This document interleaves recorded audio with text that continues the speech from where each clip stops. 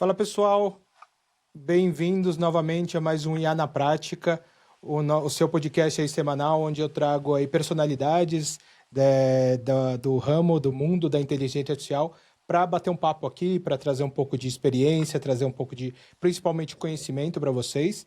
E hoje eu tenho o prazer aqui de trazer o Leandro Herrera, da Terra. E antes de mais nada, primeiro, Leandro, obrigado muito pela sua presença. Acho que o papo aqui hoje vai ser bastante interessante. Mas para vocês conhecerem um pouco, para quem não conhece, vou passar a bola para o Leandro. Leandro, conta um pouco aí da sua carreira, quem que é o Leandro e o que, que é a Terra também. Boa. Caio, obrigado pelo convite. Bom, sou Leandro, sou empreendedor aqui da Terra, fundei a Terra em 2016. A Terra é uma escola para profissionais que pensam, criam, lideram a criação de produtos digitais e agora, desde o final do ano passado, também com um braço muito forte de educação em inteligência artificial. A gente tem uma plataforma digital de educação, com produto desenvolvido pela Terra, mais de 400 horas de conteúdo nessa plataforma, e pela Terra já passaram mais de 40 mil pessoas e mais de 500 empresas também já treinaram seus times aqui com a gente. Então, super feliz em estar aqui para falar de um tema que acho que desde do meio do ano passado a gente aqui na Terra tem trabalhado muito também como um braço de educação. Perfeito, obrigado. E o Leandro, ele teve recentemente no SXSW, né, nesse evento que muito foi falado, muito foi anunciado sobre inteligência artificial. Então, Leandro, se você puder comentar um pouco sobre o que, que você viu, né, nesse mundo, muita gente falando, né, desse boom da inteligência artificial, alguns ainda receosos, muitos falando que é bolha, né? Qual que é a sua opinião e o que que você viu lá de interessante para comentar com o pessoal? Lá no SXSW, especificamente, não teve nenhuma dúvida em relação a se isso é uma bolha passageira ou se isso é algo que veio para ficar. Assim, acho que lá já era dado que que é algo que veio realmente para ficar. Ainda muitas explicações do nível conceitual e no nível de impacto disso em negócios, né? Mas tiveram coisas bem interessantes também, assim. Eu acho que a primeira coisa é que começa-se a discutir mais inteligência artificial, não como uma ferramenta que você adota, mas de fato como uma infraestrutura sobre a qual negócios vão se desenvolver, assim como uma tecnologia, né, de propósito geral, como a energia ou como a internet, também vai se dar e já está se dando na prática, né, com inteligência artificial. Isso é algo que quem está estudando isso há algum tempo já sabe, né, que no final, esse é o grande game changer mesmo da inteligência artificial, ter uma infraestrutura, né, um layer de infraestrutura para desenvolvimento de aplicações, mas lá no evento começou a se falar mais sobre isso também, então acho que aos poucos esse entendimento vai se tornando mais comum, né? A segunda coisa que eu acho interessante, acabei indo muito nas trilhas que estão relacionadas a desenvolvimento de produto e design, né? E uma das coisas um conceito assim que eu gostei muito, que eu não tinha ouvido, e que foi um pessoal de uma agência chamada Big Medium, acho que é uma agência inglesa. Eles criaram um conceito que eles chamam de sentient design, que é como se fosse, em tradução livre, assim, design sensível. E eles trazem essa ideia de que a inteligência artificial ela não deveria também ser vista como uma ferramenta, mas como um material de design, no sentido de que as interfaces elas tendem daqui para frente a se adaptar muito mais ao contexto do usuário do que o usuário se adaptando à interface como foi até aqui a nossa relação com a grande maioria dos softwares, né? E eles deram vários exemplos. Um dos exemplos que eu acho que é legal, assim, que ajuda a tangibilizar, né? Para quem já usou o Miro, que é, né, um software de colaboração, né? Que você consegue fazer uma série de workflows, enfim, é um canvas, né? Assim, meio que em branco. Uhum. O Miro já está com algumas funcionalidades de AI que você, a partir ali de informações meio desorganizadas, você consegue criar documentos estruturados na mesma interface, né? E a gente já sabe que o próximo passo do Miro, por exemplo, é você conseguir, a partir dessas informações, eventualmente criar protótipos funcionais, né? Tudo na mesma interface. Então, eles falaram muito dessa coisa da interface se tornando um canvas inteligente, assim, para vários produtos, que eu achei que foi um conceito bem interessante que surgiu lá. Legal. Quando você falou um pouco disso, eu vejo que hoje uma buzzword que está muito na moda aí é a questão do vibe coding, né? Todo Sim, mundo, essa questão de você utilizar ferramentas como Cursor, como Windsurf, como um Lovable, para você criar código de forma rápida, né? E, querendo ou não, eu mesmo já comecei a testar, principalmente o Lovable, né? Apesar de conhecer código, nunca fui desenvolvedor em si, né? Sempre trabalhei muito mais na área de pré-vendas, de arquitetura, sei codificar, tenho toda essa parte, mas o Lovable está me ajudando muito, porque uma das coisas que eu tinha mais dificuldade e tenho até hoje, e até nem gosto tanto, a parte de design, de UX e UI, de experiência. E eu vejo que o Lovable, por ele utilizar bibliotecas já consolidadas, traz isso de forma simples, né? E cada vez mais, utilizando no back-end, como você bem mesmo comentou, da parte da infraestrutura, ele usa ali o Cloud Sonnet 3.7, que está fantástico para a parte de código. é. Se você puder comentar um pouco disso, o que, que você vê ferramentas como Lovable, Cursor ajudando, né? Tem muito desenvolvedor que está achando que, puxa, eu vou perder o meu emprego, né? Eu acho que isso ajuda, principalmente quando a gente fala aí de product managers, essa parte de você trazer a forma conceitual com ferramentas como essa. Qual que é a sua visão sobre ferramentas de desenvolvimento com inteligência artificial? Eu acho que assim, primeiro o conceito, né, de vibe coding, né, ele surgiu de um desenvolvedor, né, de um cientista desenvolvedor, Andrew Karpage, eu acho que é o nome, né, não sei Isso. como se fala, que foi um dos fundadores lá da OpenAI. E é um pouco essa ideia de você só usar a sua linguagem, né, a linguagem, no caso você pode a linguagem falada, mas a língua mesmo, natural para dar instruções para que o sistema crie os códigos, quase que sem você colocar a mão, né? E, e aí esse conceito, inclusive, ele está indo para várias outras ramificações, vibe working, vibe um monte de coisa, né? E aí, quando se trata especificamente dessa parte do código para gerar pequenas aplicações, né, ou protótipos, etc., eu acho que a gente caminha para um lugar em que o custo que a gente tinha para tirar uma ideia e testar uma ideia, ele reduz ainda mais. Ele já vem reduzindo ao longo de vários anos, né? Mas ele reduz ainda mais. Ainda a gente tinha, de certa forma, um funil, né? Em que as ideias elas eram filtradas até chegar na parte de desenvolvimento, que é a parte cara mesmo de você fazer.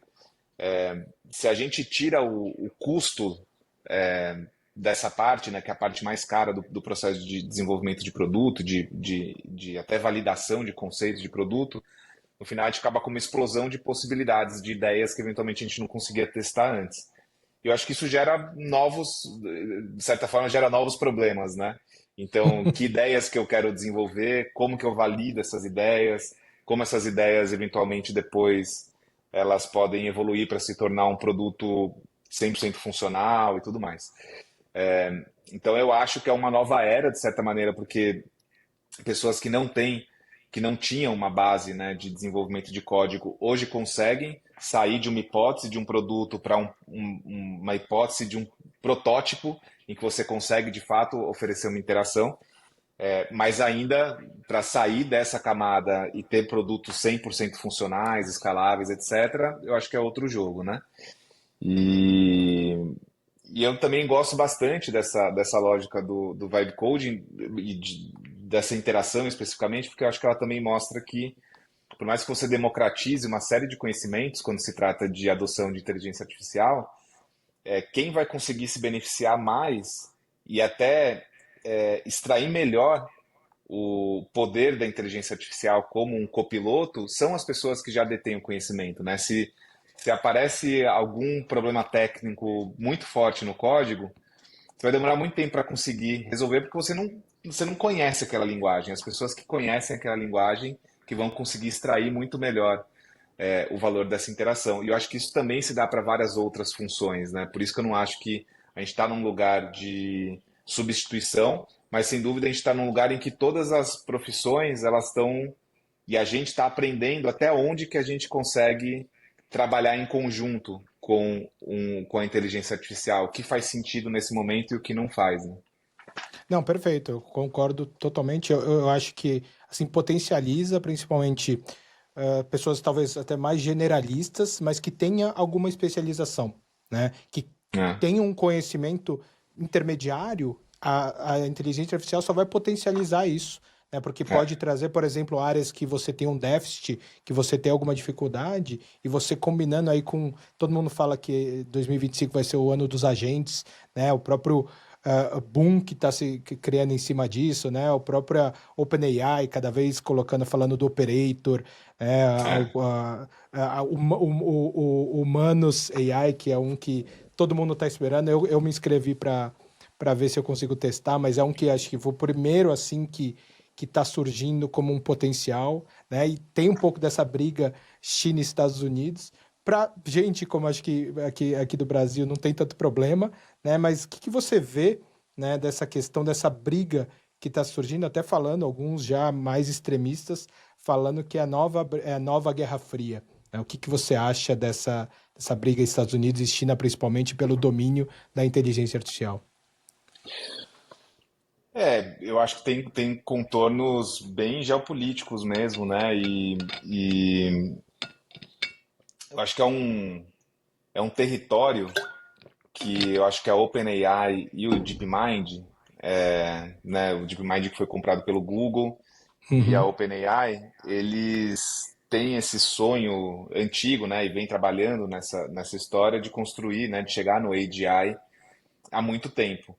E eu acho que tudo que se acreditava até então era que para fazer isso ia ser necessário muito, muito dinheiro e muitos dados, né? Então, eu acho que no final o que a chegada do DeepSeek traz, etc., embora eles tenham também se beneficiado muito desses 10 anos de trabalho dessas duas empresas, Com né? certeza. Principalmente, mas mostra que potencialmente tem outras inovações do ponto de vista de arquitetura, de modelo, de jeito de fazer, que vão reduzir ainda mais os custos, né? E eu acho que isso caminha para, invariavelmente, né, inteligência artificial como tecnologia se tornar commodity, que é o esperado de uma tecnologia de propósito geral. Né? A energia, ela é uma tecnologia de propósito geral e ela é barata para o nível de consumo que a gente faz. Internet é a mesma coisa. É esperado que, né, o uso de inteligência artificial seja da mesma maneira, né? E ele já vem caindo de fato, ele já vinha caindo, mesmo antes do DeepSeek, né? Então, quando a gente chega num lugar em que, bom, se isso a gente coloca num horizonte de tempo, 3 5 10 anos, e se isso for uma verdade, acho que vai fazer pouca diferença, honestamente, porque no final, Anthropic, Google, todos vão chegar numa capacidade de oferecer inteligência artificial a um custo muito baixo. Claro que agora é uma disrupção muito grande, mas eu acho que no tempo já seria esperado que isso acontecesse. E por isso que eu acho que no final, assim, os modelos, né, a briga por modelos, ela naturalmente vai continuar, mas eu acho que ela vai entrar num fade out, assim, porque daqui a pouco vai ter um platô, invariavelmente. E o que vai realmente é a briga de aplicações, né? Quem vai conseguir fazer as aplicações que são as aplicações vencedoras nessa era que eu acho que a gente ainda não sei, eu acho que a gente ainda não tem as grandes aplicações ainda. Sei lá, você pega na internet, quem que é o Uber da era da AI, né? Quem que é o Airbnb, assim, né? Você tem esses grandes players que estão fazendo os modelos que naturalmente eles estão gigantes, né? Mas ainda tem muitas aplicações para surgir. Não, concordo totalmente. Eu até coloquei numa das newsletters que eu faço exatamente disso, dessa questão que vai se tornar commodity. Assim como a internet, que hoje a gente não importa muito se tem a Vivo, a Claro ou quem for, quem está se sobressaindo são as aplicações, como você comentou do Uber, né? E eu vejo, né, que as pessoas, o próprio Manos, uma das coisas que aí começaram a falar com o fundador. Falaram, descobriram que você usa o Sonnet 3.5, descobriram que você usa aplicações open source para abrir o browser, para fazer toda essa manutenção. Ele falou, eu nunca falei que eu tinha Sim, desenvolvido uma inteligência artificial que faz tudo isso. Eu só estou combinando aqui, fazendo o que a gente está discutindo agora. Eu estou usando a parte de commodity abaixo para criar uma aplicação para resolver os problemas reais, né? é, é.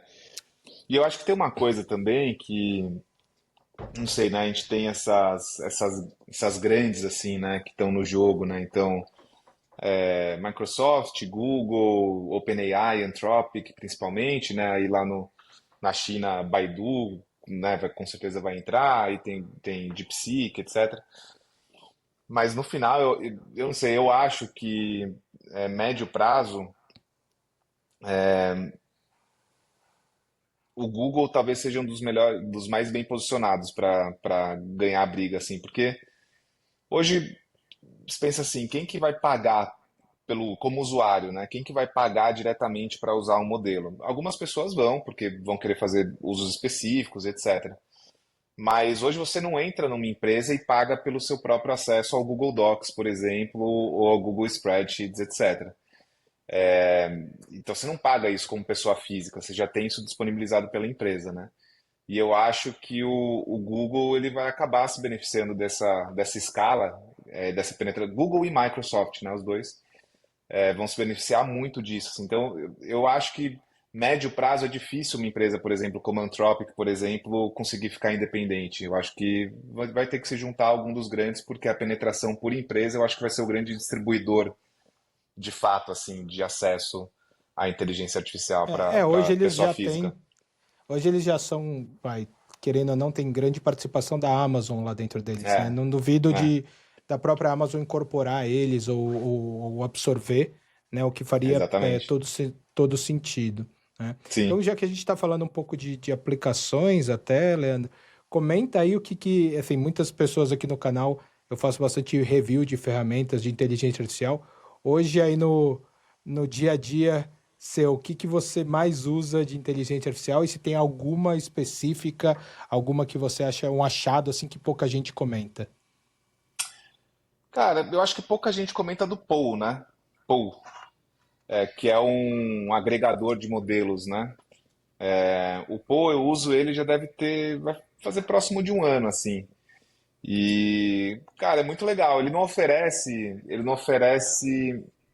os elementos de interface que, por exemplo, se você for trabalhar com cloud, você consegue, né? Que eu gosto, por exemplo, eu assino todos, tá? Então eu assino Uhum. individualmente, ChatGPT, Gemini e Claude, e assino o Paul também, que vai me dar acesso a Midjourney, todos os de imagem, além dos modelos.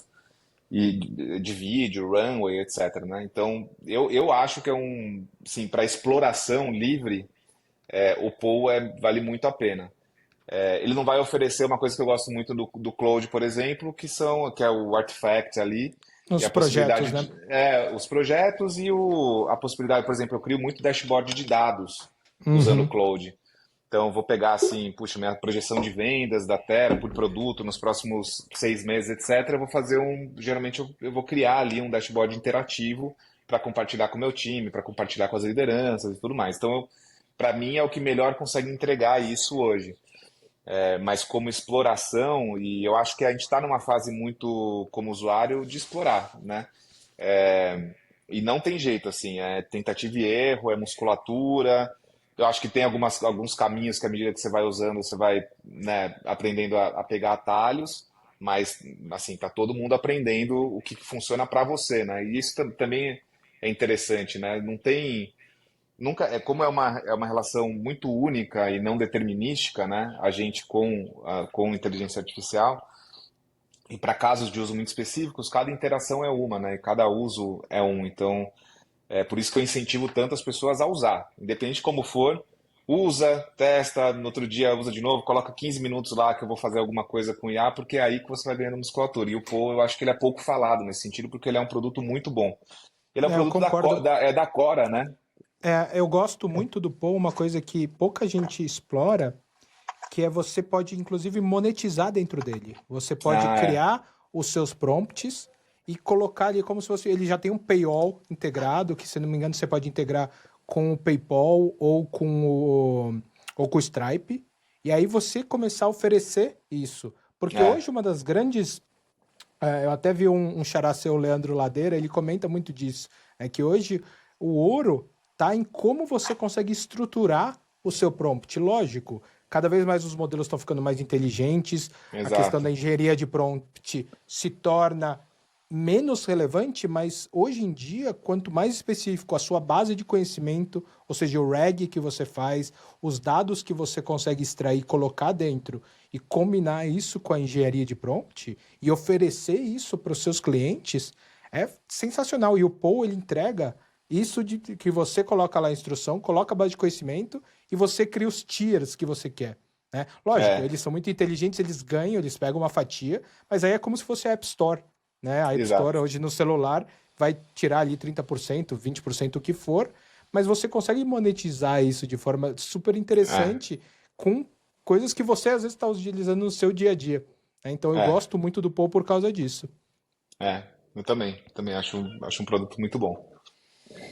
E em relação a essas, acho que hoje outra coisa que tem se falado muito são, cada dia surge um novo, é um gerador de vídeo a partir de texto, né? Então, Sim, muito ficou em cima do Sora, né? Acho que o Sora acabou meio que sendo lançado sem estar totalmente pronto, como a OpenAI gosta, por causa principalmente dos modelos que começaram a surgir da China, né?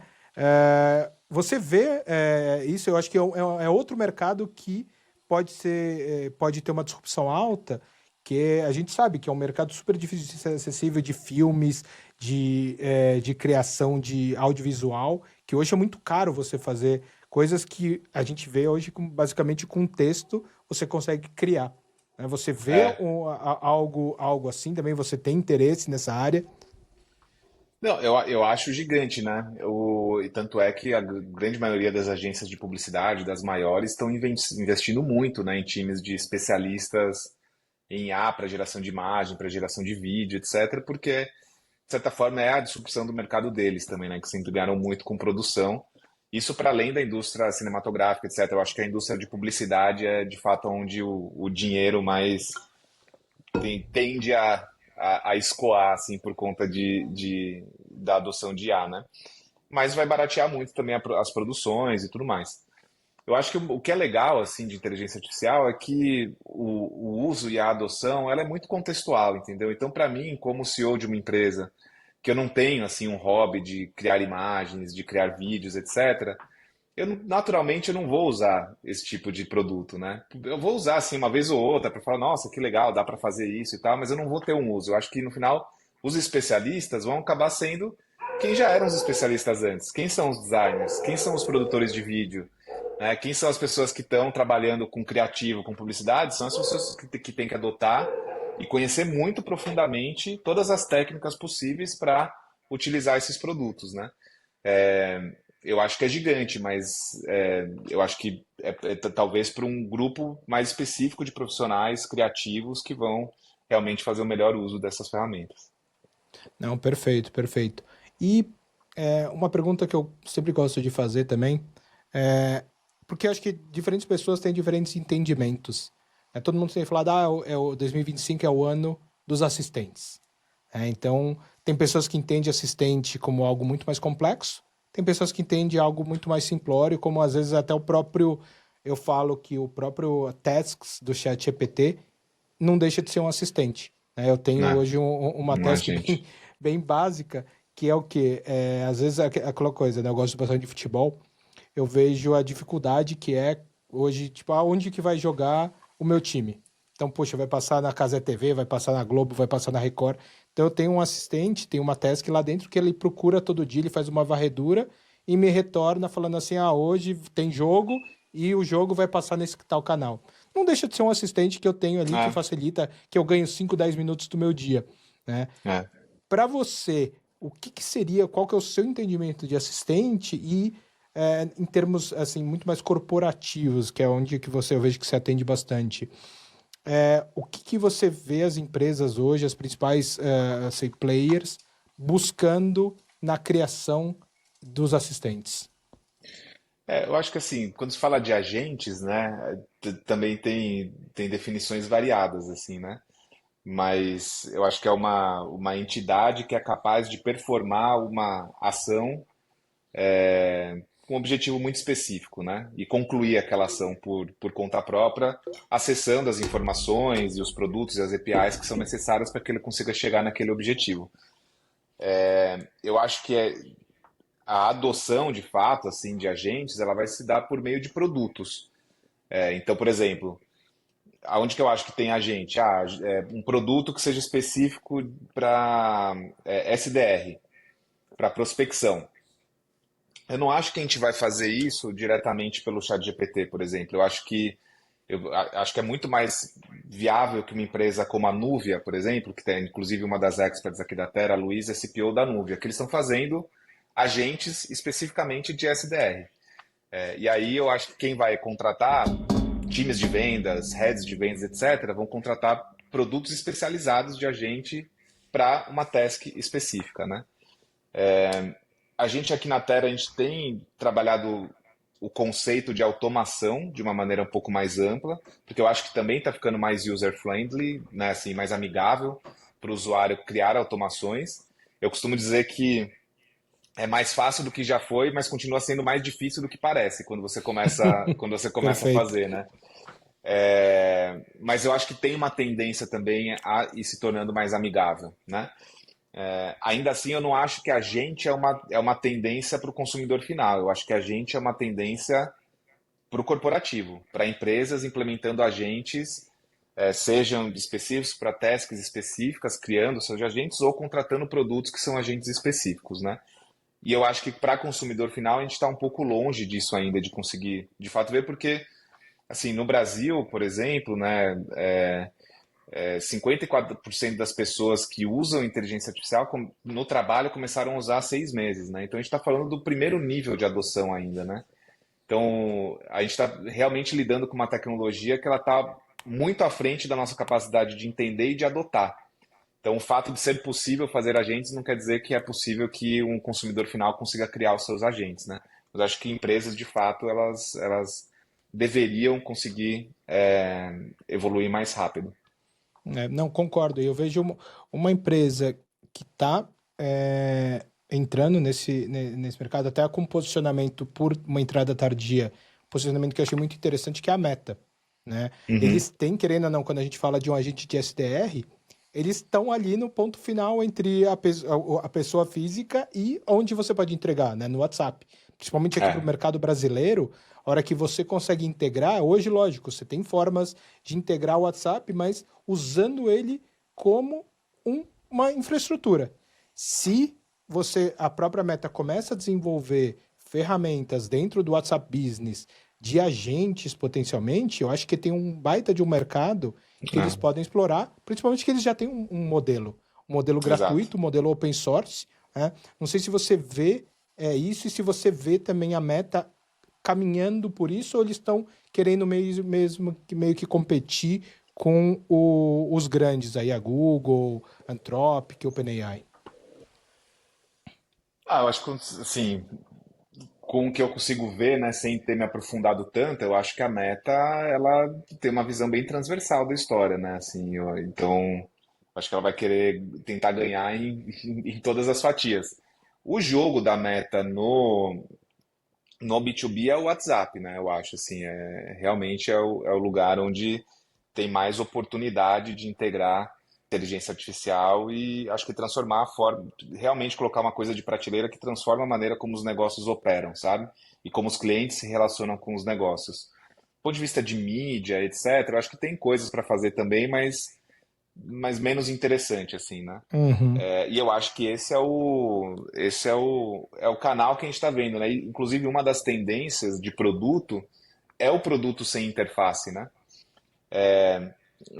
No SGSW teve uma palestra que todo ano tem, e é uma palestra meio chata, assim, é meio técnica, que é a Uhum. palestra do John Maeda. O John Maeda, assim, é uma pessoa, assim, muito, né, uma referência realmente no campo de design como um todo, autor de vários livros, ganhador de vários prêmios. Hoje ele é VP de engenharia na frente de inteligência artificial da Microsoft.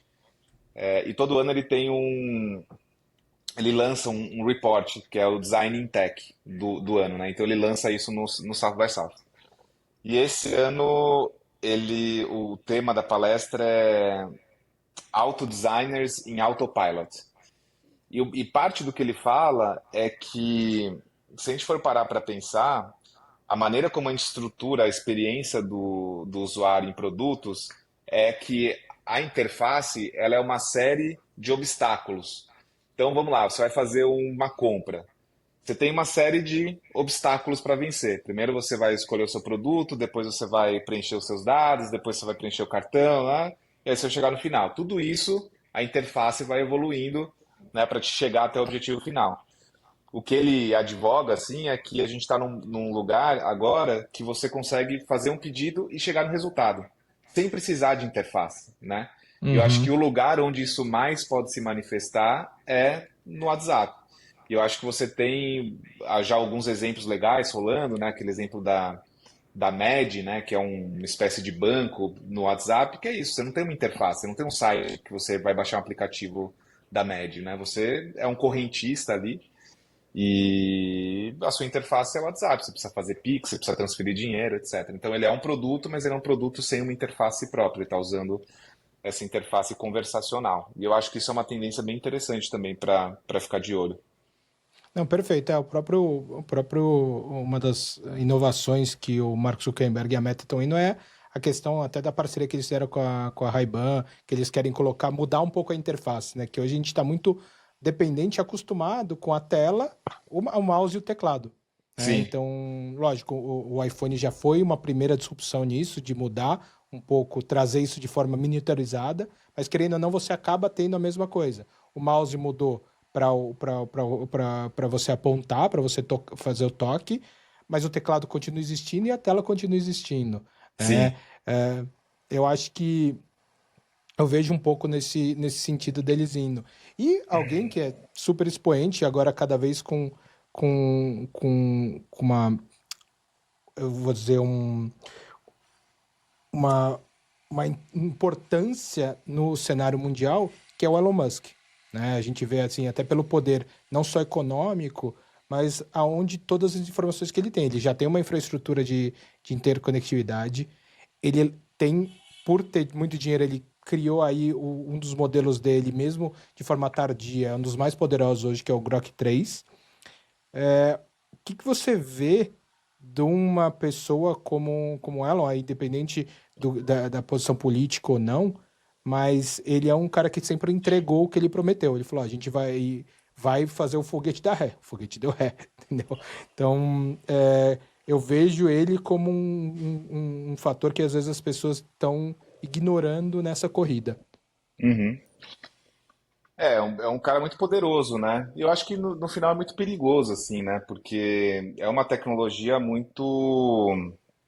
acho que muito nova. A gente está ainda tentando entender o que ela representa, né? Mas a gente sabe que ela pode representar muita coisa, né? Ela pode representar muita mudança econômica, pode mudança na forma como a gente se relaciona, na forma como a gente se entende, inclusive como seres humanos, né? Óbvio, sempre colocando isso numa perspectiva longa de tempo, né? Então, eu acho muito complicado assim o posicionamento da grande maioria dessas empresas, né? E do Elon Musk especialmente, porque eu acho que tem uma concentração de poder que eu não sei se ela é saudável para o desenvolvimento de uma tecnologia como essa. E eu acho que ela difere um pouco de outras tecnologias, né? Se você pega, por exemplo, a internet não tem um dono, né? A internet é um protocolo, né?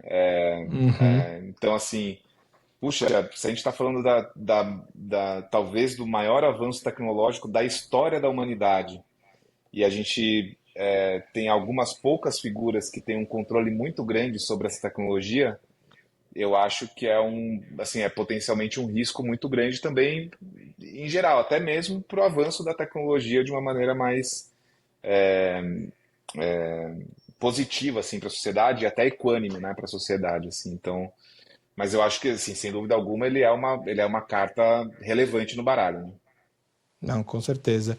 E até aproveitando que a gente está se encaminhando no final, Antes eu sempre fazia a pergunta assim, o que que você via nesse mundo em termos de daqui a 5 anos, né? Mas eu vejo que 5 anos já é um período muito longo para o que que vai acontecer.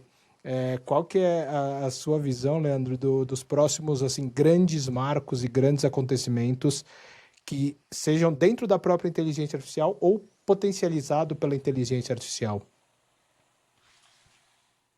Olha, eu acho que a gente ainda não tem informação suficiente e nem maturidade suficiente de uso para entender o impacto de inteligência artificial em produtividade dentro das empresas. Então, eu esperaria que a gente começasse a ter parâmetros mais sólidos à medida que as empresas fazem rollout, por exemplo. A gente atende algumas empresas aqui na Terra com os nossos programas que estão fazendo rollout, por exemplo. Agora todos os colaboradores têm Gemini e podem fazer uso do Gemini. Agora todos os colaboradores têm Copilot. E por aí vai. Geralmente, Gemini e Copilot são os principais, quando vem assim direto, e aí quem vai fazer modelos fechados, né? Então, sei lá, PwC tem o chat PwC, que é com o modelo da OpenAI e tal. Tem muitos né, que estão indo por esse caminho também. Mas quando se fala assim do produto mais de prateleira, né, Gemini e Copilot, eles são os principais assim, em penetração dentro das empresas. Elas colocam para os funcionários, mas elas não têm criado programas de adoção de fato. Então eu acho que assim, à medida que mais colaboradores começarem a usar e a usar de forma consistente nos seus fluxos de trabalho, a gente vai começar a entender exatamente o que isso representa do ponto de vista de mudança na natureza do trabalho e de ganho de produtividade, né? Então, isso mais falando da parte de adoção mesmo. Da parte de produto, eu realmente acho que assim, a gente vai ter uma escala na capacidade de manifestar coisas a partir de comandos de linguagem simples, né? De, de fala mesmo, né? Simplesmente linguagem, assim. E eu acho que a gente está um pouco nesse caminho, né? Quando começou essa história, assim, era só o que era possível fazer, era um chatbot, né? Você escreve, responde e tal. Aí, poxa, agora você já começa a ver um Lovable, um Replit, etc., que você já consegue manifestar coisas bem, mas ainda muitas vezes num estado ainda médio. Eu acho que isso Uhum. vai melhorar muito, assim, né? Você coloca uma escala de 1 ano, de 2 anos, acho que isso vai melhorar demais, assim. Então, eu realmente acredito nessa lógica tem um outro conceito que surgiu no South by Southwest, que é que a gente está vivendo na era da imaginação, que a gente vai ter uma tendência a conseguir tangibilizar, manifestar muitas das coisas que a gente imaginava antes, né? E que a gente não conseguia manifestar porque a gente não tinha necessariamente competência para fazer aquilo, né? Para manifestar. Então eu realmente acho que a gente está entrando nessa área e o que a gente vê hoje vai estar exponencializado em 1000 vezes, em 10.000 vezes em 1 ano, 2 anos, né? Do ponto de vista de qualidade de output mesmo. Eu vejo, assim, só para complementar uma área que já está, né? A gente cada vez vê no dia a dia notícias sobre isso, é a robótica. Eu acredito que É. a inteligência artificial vai potencializar e já está potencializando muito a robótica, principalmente aonde você tem a combinação da tecnologia, que aí basicamente é o que a NVIDIA está desenvolvendo do hardware, Uhum. os modelos, então a gente está vendo cada vez modelos menores performando cada vez melhor, e aí você vai ter a interface, onde você agora não precisa mais fazer aquela questão da programática que você vai precisar de todas as etapas. Você já vai ter robôs, né, fazendo muitas coisas que os humanos hoje já fazem. Então, É. potencializando isso, eu acho que é uma área que tende.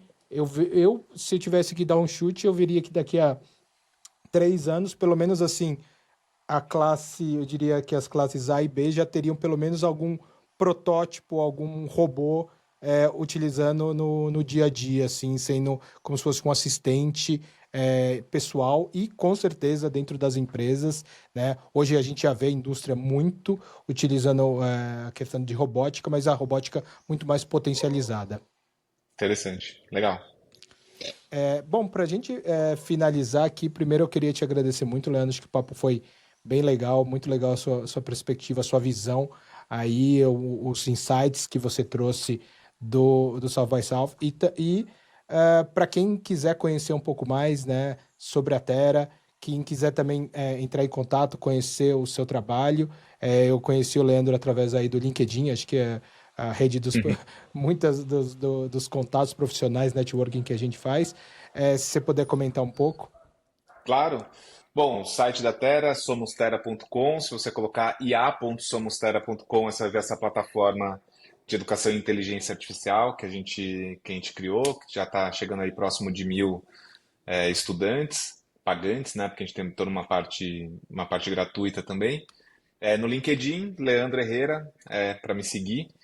E eu acho que é isso. Cara, super obrigado. Obrigado pelo papo aqui, foi excelente. Tá ótimo. Bom, se você gostou desse papo, não esquece aí de dar o seu like, curtir o canal, que cada semana eu trago uma pessoa aí com mais insights para a gente discutir esse mundo super interessante da inteligência artificial. Obrigado mais uma vez, Leandro. Valeu!